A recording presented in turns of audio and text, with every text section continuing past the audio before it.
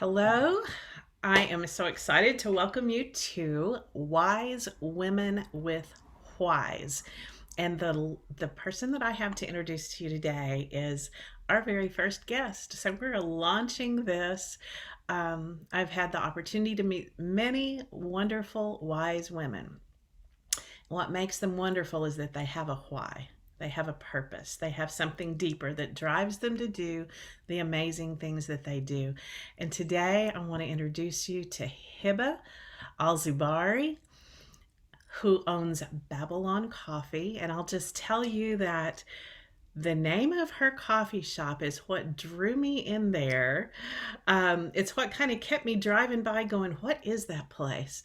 And the one day when I walked in and I saw a woman-owned business on the door, and I saw Hiba behind the counter and asked her if she was the owner, I just said, what is up with this name? Why Babylon Coffee? And she told me a bit of a story that I'm going to just let her share with you today and be amazed. Okay, so Hiba, welcome. I'm so glad you're here. Yeah. Thank Thank you. Thank you, Brenda. Thank you for having me. I so appreciate it. Thank you. uh, we're thrilled to have you. Thrilled to have you be number one on this series of Wise Women with Whys. Thank you. And My honor. so that day that we met, and I said, "Hey, what's up with this name?" Um, I just want you to share your story however you choose. Just you Um, have the floor. Brenda, it's not just you. Actually, I get this question a lot from people. My name is Hiba Zibari, and I'm Iraqi, basically. I just got my citizenship 3 years ago. Um, I lived all my life in Middle East in Iraq, and I left Iraq just like every other Christians, persecuted people who left this country because they cannot like handle how horrible the life is there. And about the name, we actually called this shop Babylon because we had the it's all what God's planned. Like if when I look back on everything happened with us as a family and how we left, how we left Iraq. Actually, we left Iraq twice. The first time we went to Lebanon, we stayed there for 9 months, and then we went back to Iraq. But God was like, "You're not gonna stay here. You have to leave." So because it started to be like as a Christian, we used to have this cross we carried all day, every day in our lives, but it was not how it's not the same. Um, it happened to be like heavier after 2003 war because I'm like 1983. That's when the year when I born. So I born in a war. I grew up in another war, Brenda, and then I lived in like I was in college for another war. So 3 wars in my life. And I was like, oh, I'm like only 39, but 3 wars in my life. And the last one was the worst maybe when it started to get worse because I remember in my childhood I used to be like in the school all the time, and Christians are so clear they're Christians over there because they're not cover heads. They're like they don't have problems. They call them the birds of the peace because we don't. Yeah, that's how we used to hear it. Like you don't have problems with anybody. You actually you don't have any problems with anyone. That's how Christians live there. They just want to be in peace and nobody annoys them, so they can just practice the Christianity like as a life over there. But we kept having those they keep bugging us all the time, like, oh, you're Christians. Oh, why don't you come and become Muslims? And why don't I remember I was a kid in a school and they used to say, why don't you wear the hijab on your head? I was like, I'm a Christian. And I was like just a kid in the like in elementary school. And they would be like, I was like, no, I'm not leaving my Jesus. I used to say that without realizing. And my family, like I came from a very um, Catholic based family. So my mom used to send us for like Sunday school, and used to send us to the church every Friday because that was the day off for us. Like it was not like Saturday and Sunday. And we would go as kids, and they will give us like in the church. We had teachers who would tell us about Jesus all the time. We would go like she used to like if what like it was really hard to reach our church because it was too far away. We didn't have cars. We had to have like a bus, like ride a bus and go like 2 3 buses until we reach our church. Uh-huh. And but she was like, no, no matter what, you're gonna go. And we were kids. Like there was one person would volunteer, would take all the kids, like the Christian kids in this neighborhood, to the church and bring them back. And it was like a big challenge. It's not like easy over here. Even like in the like in like a Christmas time or Easter time, see how here you can feel it, but there it was like really you cannot celebrate it like that. It's like it was like just in your house, and maximum you're gonna do, you're gonna go visit your relatives or something, but you cannot like just put a Christmas tree in the street because they're gonna feel they're like you're insulting them as Muslims. So anyways, that was like all okay until um I got married and I had my first daughter, Sandra. I don't know if you met her. I don't know. She was with me when I no, actually she was not. But you're gonna meet her soon. Good. She's working with me. She's working with me now. But when I had Sandra, then before that the war hit. And when the war hit, all the Christians started to be kidnapped, killed. My church pastor was killed in front of the church door because he refused to close the church. Oh, Many times he would come and tell us, he was like, oh, they're coming to me and they're like, you have to close this church. And it was the Holy Spirit Church. It's still existing in Iraq. And I have a documentary about it. I'll send it to you, oh yeah. how they referred this church to, it's like now it's just walls, like nothing is there. They Hmm. literally steal and broke everything in it. But he was trying to keep the Christian community around this church and stuff. And they would come to him many times. And he was like, he was a young guy. He was not an old guy, but he was all in the Holy Spirit. And he was like very strong person. Like he was like a very strong Christian person. So they came to him many times and they told him, you need to close this church. We don't want Christians in the city. And by the way, I'm from Nineveh, from Mosul. You're So from Nineveh. yeah, yeah, Okay. I am from Nineveh. That's the new name. It's Mosul, but actually it's Nineveh. Oh wow, Mosul had so many. Oh wow. Oh, I am Yes, aware. Okay. yes, Of the trouble yes, there. yes. It was like all my life. I saw that all my life, but it was like undercover because the government was not allowing anybody to sit and talk about religion. If you talk about religion, you're going to go to the jail for 6 months. So, but they will say it like undercover. They know because we are like we peaceful people. We're not going to go and just tell the government. So they would like keep bugging us all the time about why don't you become Muslims? Why don't those questions? And this person was like, my pastor was like, no, I'm not gonna close the church. Do whatever you want. So they killed him in the front door of the church. He was literally bleeding in the street for like hours with Hmm. the three of his friends. And they killed one of the bishops who was like really strong person. He used to like support the church all the time and taking care of it. So we had a lot of things happen when I was there. And then I don't remember if I told you this, but I was one of the people who they came to my beauty salon. I used to have a beauty salon. And they came to me undercover. They got into, and I thought they were like women because they were like covering themselves. But they put the gun on my head. They were like, you need to leave here.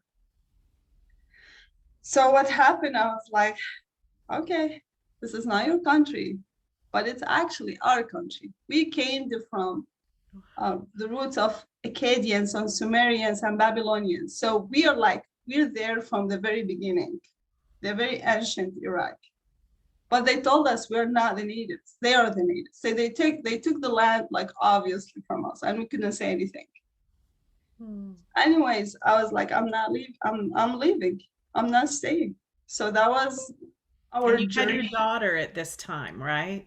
Yes, I had my first daughter, and then we decided to leave. We left to first to Lebanon, but then we came back because Lebanon was really hard to live in it, and it's still now it's even worse. So we had to go back to Iraq to live in one of the Christian villages, and then that was back in 2011, and I was like, there is no point because one day they're gonna come to us again here because it's obviously it's a Christian village, and one day they will come to us. So me and my husband, we decided, I was like, we will leave. So we left to Turkey. That was another journey as refugees for 2 years. Wow. You That can't couldn't work. have been easy there either. How was that in Turkey? Oh no, it's not better than Iraq, but the difference is in Iraq, it's like it became in public, like they'll do whatever they want, like in front of everybody's eyes. In Turkey, because they had some stuff going on as a government, they want to get into the United Europe, so they want to get into there, so they can't say it all of like out loud. We don't want Christians here. But if you go to their like history, they killed 2 million Armenians 100 years ago. 100 years ago, they killed 2 million Armenians because they were Christians. And Armenians until this time, until nowadays, they cannot say we're Armenians because they're so terrified. So we had to live there for 2 years as refugees. That was 2013, 2011, 2013. That was the year we left Turkey. But those 2 years, I had my son, Savio, my second one. That was like a blessing. And I used to work there with like voluntarily. I was working with one of the organizations, was like a missionary, but they would show they're like just helping refugees. Okay. And it was like a mix of Americans, Canadians, and people from all over the world. They will talk about the gospel with people who don't know Jesus. And that was really amazing to see. They would help him in a medical. They will provide the kids with milk, used clothes, but good shape clothes. They'll help pregnant women to go to the hospitals there because it was really hard as a refugee, Brenda, to go and have the rights to get at the least service, because they would be like, they used to say when I was pregnant with my son, I would go to see my doctor and she would be like, uh, Ben Vatandash means I'm a Turkish citizen and I'm not seeing any other citizens, any other country citizens. I had to see my citizens first. So she would leave me the last person to see. That's how bad was it. And then, they will not give you a job to work. So you have to find a way to live until, like, to survive until you be like going somewhere. And the United Nations will not help you either. So you have to find your own way. Thank God at that time I had my cousin who lived in Sweden. He kept supporting me until I told you, it's like when I look back, it's like God wanted me to go through all of this. So he kept supporting me until I left Turkey. And when I came, first station was Las Vegas. I lived in Las Vegas. From Turkey to Las Vegas. Oh my Yes. goodness. Wow.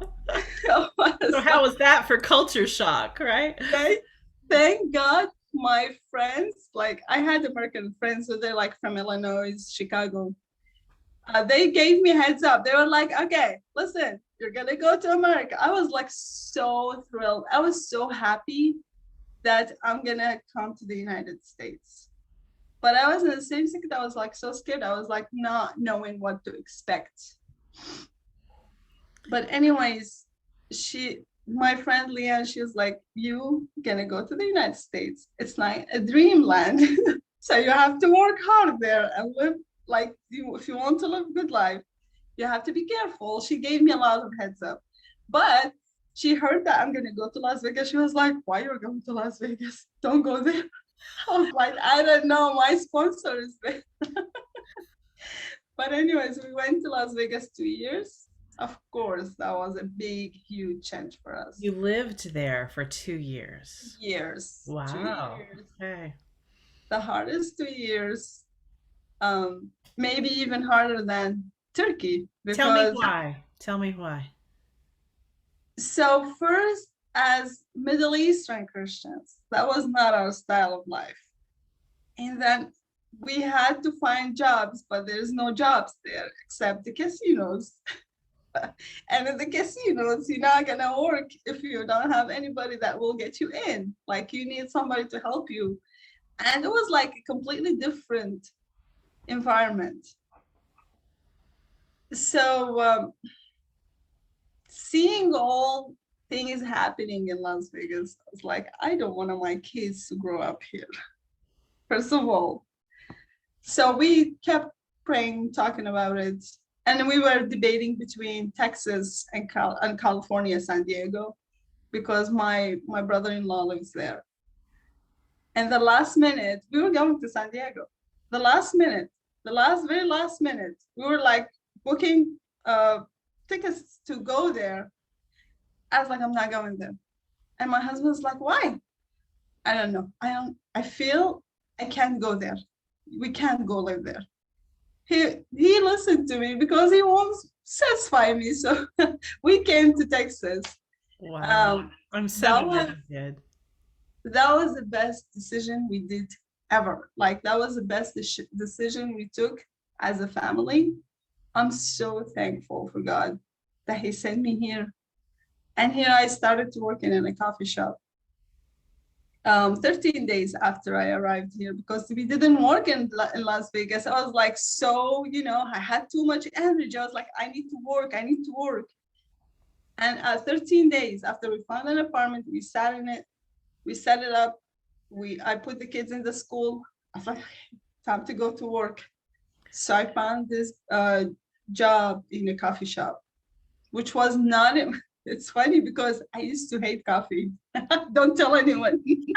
You just told everyone. So I used to hate coffee. I was like, there's no way I'm working here. The problem is like the first day was the first impression, right?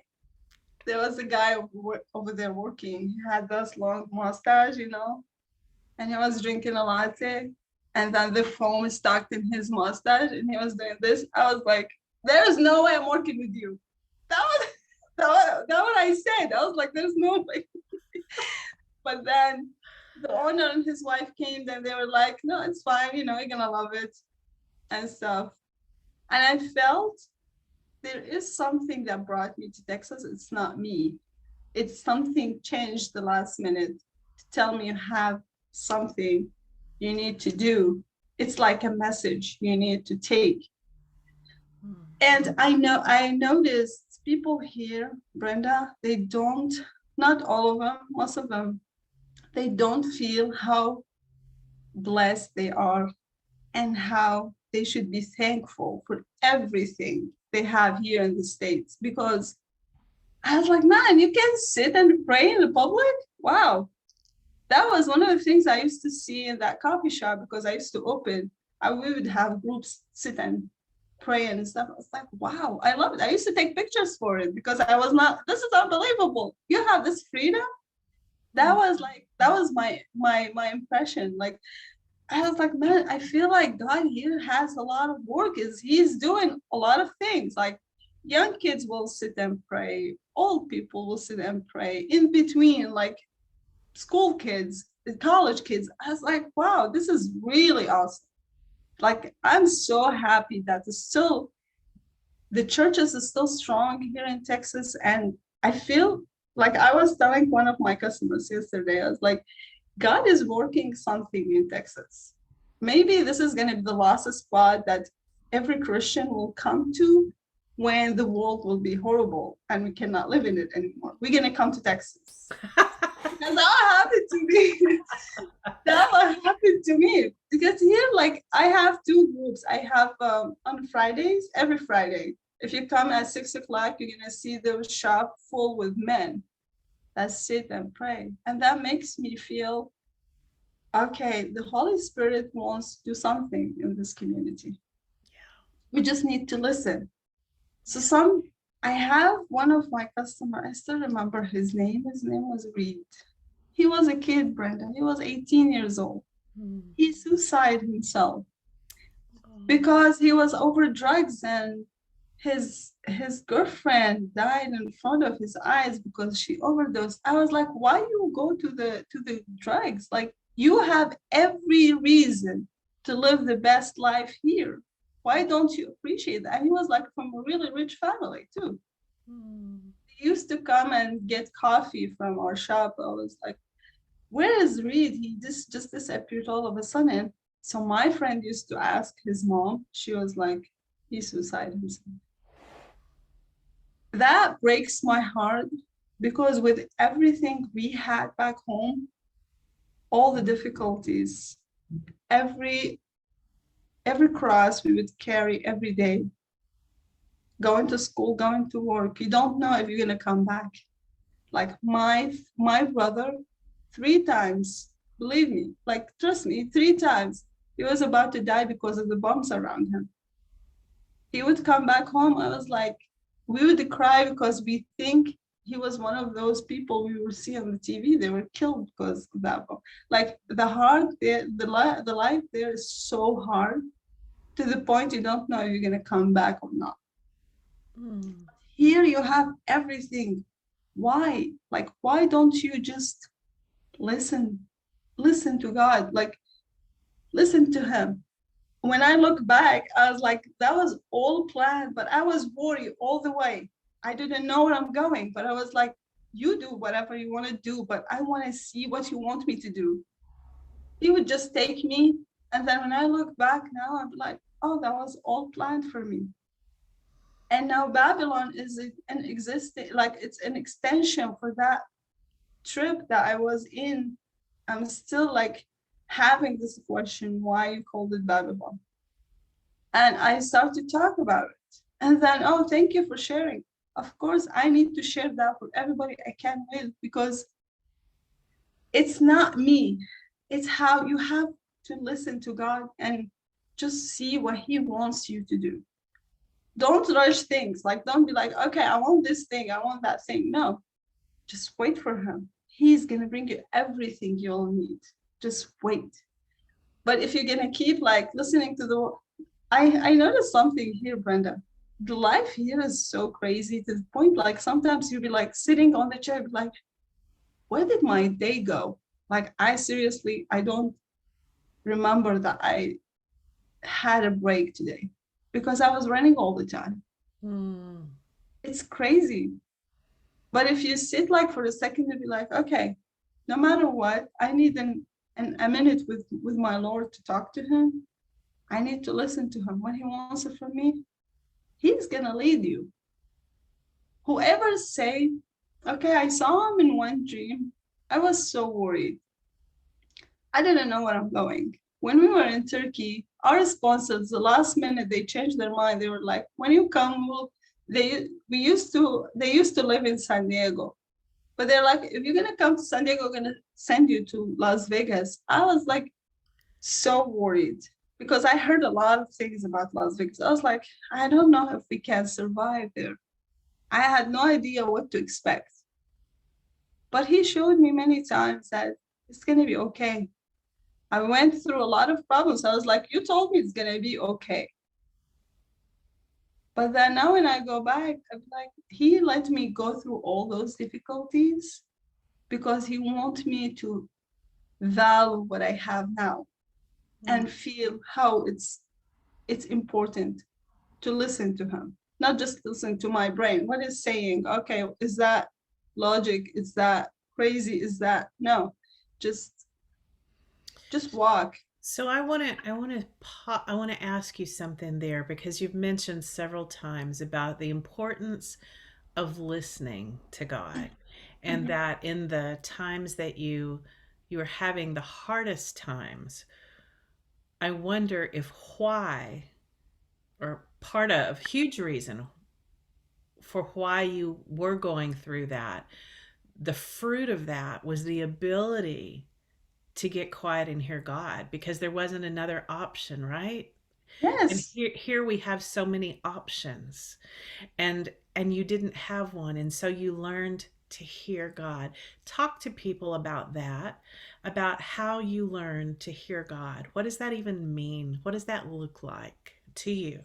Yeah, it's very important. It's when you don't have options, you'll just sit there, either cry because you don't know what to do, and just depend on your own powers as a person. And you will feel like you're just like disabled. You cannot do anything. You cannot move anything. You cannot change anything. You will have one of two choices: going to the wrong way and just do crazy stuff that's going to lead you somewhere else, or just trust him. The trust is very important. If you trust that he's going to do something to you, for you, to save you from that situation. Because if you, we as humans, Brenda, we want to do everything that we think is right, but most of the time maybe it's not the right thing, Yeah. and we will be like, okay, I know this is right, I have to do it on my own powers, but most of the time you'll end up somewhere else. It's Let me give you an example. So I finished engineering in Iraq, and then I was like, okay, I love to go be an engineer because I want to be an engineer, just build houses and stuff. And then I finished. There's no jobs to work. So it's like, okay, I'm gonna go work as a beautician. So I worked as a beautician. And now look at me. I ended up not working both things because God had another plan for me. Because if I'm a beautician, I'll have to meet people, maybe 10% of people I'm meeting now. And if I'm an engineer, I'm not going to meet anybody because I will have to be in the office just working.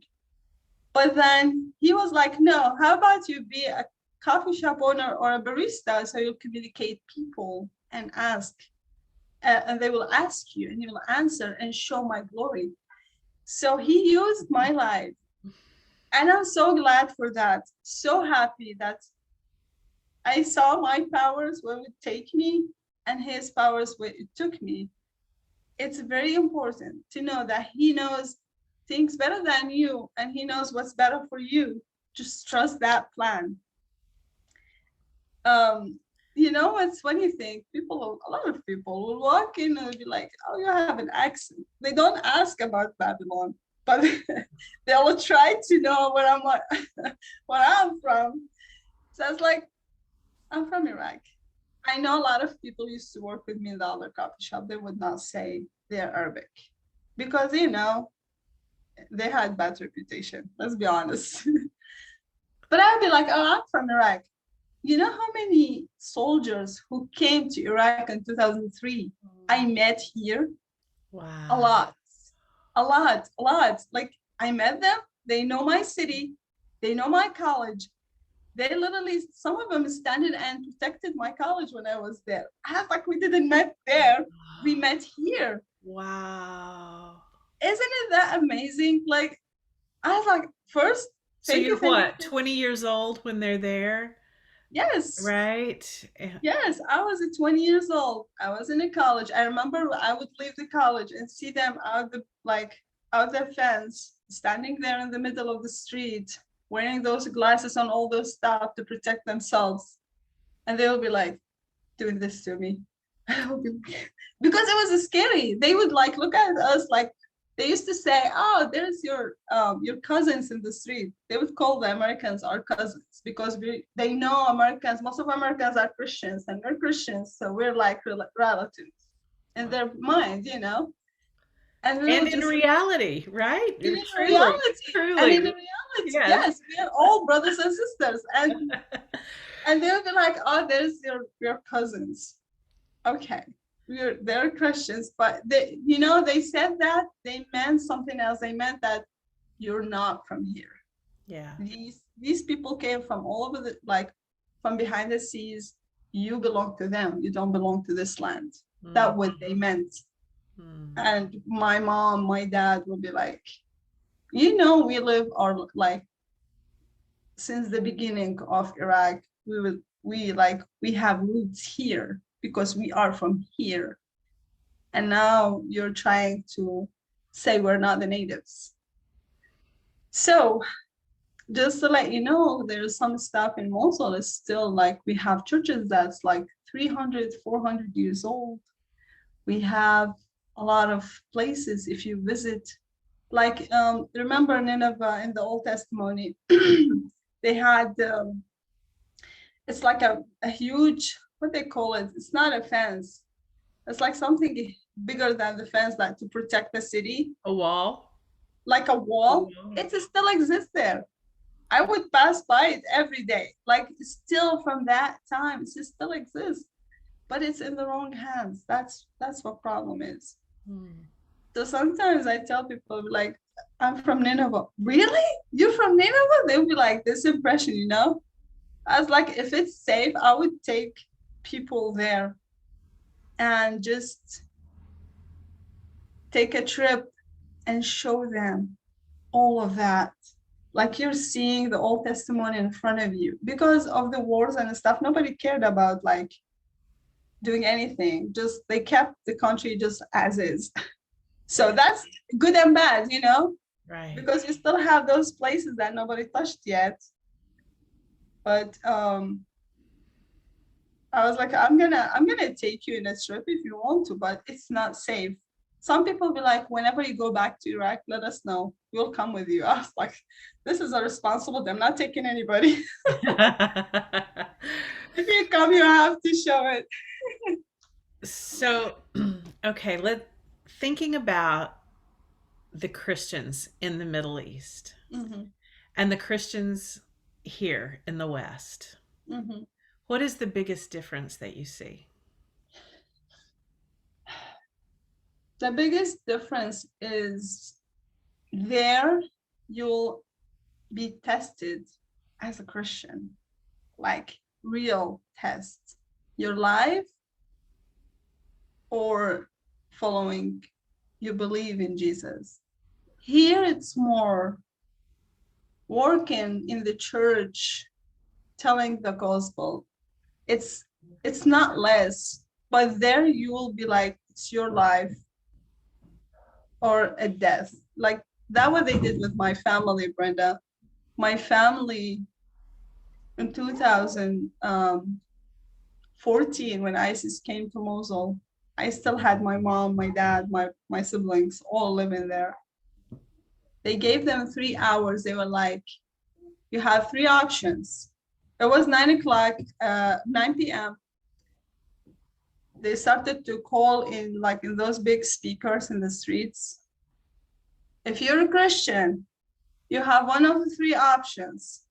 Leave by the midnight or leave your Christianity, leave your belief behind you and become a Muslim. Or you sit but you'll pay tax $500 each person every month just because you want to stay in your land. And even if you're going to choose this option, they will not leave you alone. My family, just like everybody else, was left. And the electricity, of course, was not there. So they had to take whatever they could take. They left behind everything they worked in their life, their properties, their clothes, their furniture, their shops. Four of my brothers work as mechanics. They all had their own shops. They left it behind. They left everything. They just left like the city by midnight, and they went to the north, which is like a little safer. And when my mom saw this, she passed away. She couldn't handle Mm. leaving everything behind. But that's how the Christians get tasted there. You will die for your belief. Most of the time, like most Christians, I know at least like 10 people were killed because they're Christians. That you personally knew. Personally, no. One of them is my pastor, the bishop who used to take care of the church over there. And some of my mom's relatives, my dad's relatives, were killed because they were Christians. So there you get to carry the cross that God told you about. Mm. Wow. And he was like, carry cross and follow me. That's what's happening there. And I believe it's not just in Iraq, it's in the whole Middle East. But it depends who's gonna tell you. And most people will not they will not say it on social media, they will not tell it on the TV, they will not, because they want to keep their own shape. But Christians, like, we got down from 2 million Christians in Iraq to 200,000. 1,800 left the country, the churches behind, they left their heritage, they left their properties, and they came to those countries, America, Canada, Australia, Sweden, Germany, split it around the world because they don't want to leave their belief. It was very easy to, like, okay, we're not gonna follow Jesus, so it's fine. We're gonna just keep our prop. But they chose him. Yeah. That's the difference. Like, when you get tasted, you will know your belief is like strong, and you're like, you can give, or you'll be like, I'll think again and see what I can do. There, they don't think. They're like, okay, we're Christians, we're not giving up. Do whatever you want. In Wow. my husband's village, there's a lot of families didn't have time to leave. They didn't catch up. They gave you a couple hours and they were killed. Mm. Now, after ISIS left, people went back to their village and they saw their bodies. They were killed because they were like, we're not leaving our Christianity. Do whatever you want. And they're like monsters. They would walk and kill like monsters. And we don't, there's a part that is fortunate that we don't know that, and yet there's a part of me that is that there's this tension of it's important to know that when you say you follow Jesus, that it might cost you everything. Of And it's course. not just a prayer you pray. And here Yeah. in the West, we haven't been faced with that yet. I don't know if we will, but there are people like you that I have been fortunate to meet that are here from the Middle East because the Lord has put it on their heart to wake up the church Yes. here in the West. Yes. To wake up. It's good thing that, well, we hope and we pray we're not going to see this year, because this is the last safe spot for us We pray after that too.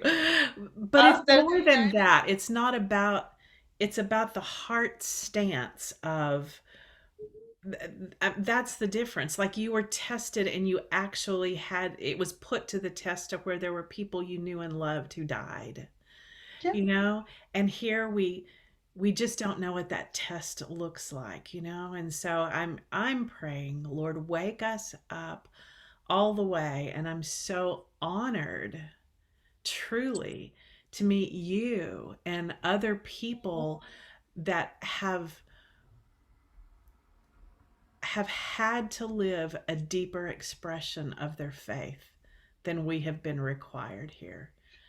And I desire to live that before it's required, just to wake up enough to live it. Yes, yes. I wish every, even not non-Christian people, I hope one day, well, I have a belief. because I saw it. It's like a miracle that happened. I used to have a friend. She was not a believer, Brenda. She's Texan. She used to work with me. And she was like hating the Christian, like Christmas music. She'd be like, oh, one time we gave her, she was not a believer at all. We gave her a Bible to read, and she loves reading. And I think God used this point. So we gave her a Bible and she was reading, and she would come back to us and she would like, oh, Jesus was a good guy. That was all she would say. Now her life changed 100%. She's different. She's a different person. I saw this miracle. So God is working here. Yeah. And I believe that one day everybody will know him on the right way. The only thing I wish would not be here is the names, Brenda. The names, it's killing Jesus. So What do you mean, the names? the names, so when I came, I told you that I'm Catholic, but people ask me, what's your belief? Like, did you just became the Christian? Did you just became a believer since when you were saved? I had two pastors the past 2 days would come and hold my hand and pray for me in the shop. I was like, don't say I'm from where and what's my belief. I believe in my God. That's it. I believe in Jesus. Don't say names. Here, like, every person will ask me, which church you go to? I go to Church of God. Doesn't matter what church. Doesn't matter what church is. Whenever I get into this building, the church is me and you. It's not the building. Oh, yes. So true. So when I get into one of the churches, believe me, I went to different churches. I went to baptized, I went to Arabic baptized, I went to Catholic, I went to Coptic, I went to different churches. When when I feel the Holy Spirit is there, I would love to go there. I don't care who you are. So they would like just tell me like, why don't you come to our church? Okay, I'll try to come to church. But I feel the coffee shop is becoming a church. Because It's a I'm seeing gathering place for the church. For the exactly. people, And it is. when you stand and you feel like those groups are praying, you'll feel like you are in the church. It doesn't matter what building is, but whenever it's Holy Spirit, then the church is there. So I wish these names will disappear. Like you're baptized, you're Methodist, you're like all those names will disappear because that rips God's body. We're all his organs, and we don't want anybody to like, if you'll say a name, you're putting him in the cross again. I wish this will end because we back home, we had this problem too in the village. They will be like, these are Orthodox and these are Catholics. And when they get married of each other, oh, you got married to an Orthodox? They will be like, Catholic will say that. And Catholic will be like, oh, we got one of the Orthodox girls in our group. So I was standing there, like just getting too angry on them. Stop ripping Jesus' body. Stop it. Like your names, like just you have to be belonging to Jesus, not belonging to a group. Yes. Yes. That's a sad part. I wish it's gonna change one day. And I agree with that. Okay, we're going to probably have a follow-up on this because Of course. we've been going for a while, but if you were to say, I want to end with this. If you were to be able to say what your why is, why you do what you do, what is that? Why I do what I do. I don't know. You have to ask God. He is using me. I don't know. But there is a message behind what I'm doing. And there is message behind my coffee shop. And it's not just a coffee shop. That's what I always say. It's bigger than this. And I feel we are not business. If you come to the profit, but my profit is to see how God is working through my business, my life, and He is reaching out to people. That's my happiness. And You to be just told honest, us your why. You just told us your why. that's my happiness. And I hope He's going to go on and just do that to the end of my life. We'll see. But that's my dream. Hiba, thank you. Thank you Thank you. so much for taking the time to share your story. I know there's so much more to it. We're going to follow up. We're going to go a little bit deeper into some of these things, but Yes, thank ma'am. you. Thank Thank you you. so much, Brenda, having me. Thank you. I appreciate you. Yes, bless you.